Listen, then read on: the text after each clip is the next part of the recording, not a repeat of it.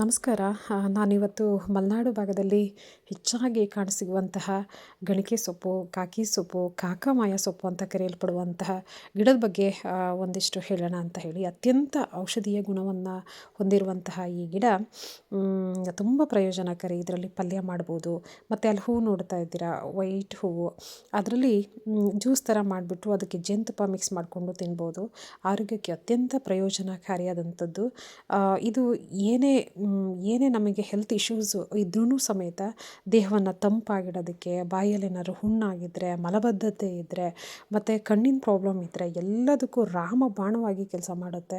ಸುಮಾರು ಈ ಮಲೆನಾಡು ಭಾಗಗಳಲ್ಲಿ ತುಂಬ ನೆಗ್ಲೆಕ್ಟ್ ಮಾಡಿಬಿಟ್ಟು ಅದಕ್ಕೆ ಕಳೆನಾಶಕ ಹೊಡೆದ್ಬಿಟ್ಟು ಸಾಯಿಸಿಬಿಡ್ತಾರೆ. ಸೊ ಇದು ಎಷ್ಟು ಪ್ರಯೋಜನಕಾರಿ ಅಂತ ಅಂದರೆ ನೀವು ಆಸ್ಪತ್ರೆಗೆ ಹೋಗೋ ಅವಶ್ಯಕತೆಯೇ ಇಲ್ಲ. ಆಮಶಂಕೆ ಇರ್ಬೋದು, ಮಲಬದ್ಧತೆ ಇರ್ಬೋದು, ಅತ್ಯಂತ ಪ್ರಯೋಜನಕಾರಿ. ಇದರ ಹಣ್ಣು ಬಂದುಬಿಟ್ಟು ಕಪ್ಪು ಕಲರ್ ಇರುತ್ತೆ. ಎಷ್ಟು ಪ್ರಯೋಜನಕಾರಿ ಅಂದರೆ ಅದು ತುಂಬ ಅಂದರೆ ಹೇಳೋಕ್ಕೆ ಆಗಲ್ಲ, ಅಷ್ಟು ಪ್ರಯೋಜನಕಾರಿ ಇರುವಂಥದ್ದು.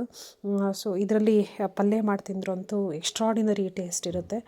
ಸ್ವಲ್ಪ ಕಹಿ ಅಂತ ಅನಿಸಿದ್ರೂ ಮೇಲಿನ ಭಾಗವನ್ನು ತೆಗೆದು ಮಾಡಿದ್ರೆ ಅತ್ಯಂತ ಪ್ರಯೋಜನಕಾರಿಯಾಗಿ ಉಪಯೋಗಕ್ಕೆ ಬರುವಂಥದ್ದು. ನಮ್ಮ ದೇಹಕ್ಕೆ ಬೇಕಾದಂತಹ ಐರನ್ ಕಂಟೆಂಟನ್ನು ಕೊಡುವಂಥದ್ದು, ಡಿ ಮತ್ತು ಸಿ ವಿಟಮಿನ್ ಯಥೇಚ್ಛವಾಗಿರುವಂತಹ ಈ ಗಿಡ ಮಲೆನಾಡು ಭಾಗಗಳಲ್ಲಿ ಅತ್ಯಂತ ಹೇರಳವಾಗಿ ಕಂಡುಬರುವಂಥದ್ದು.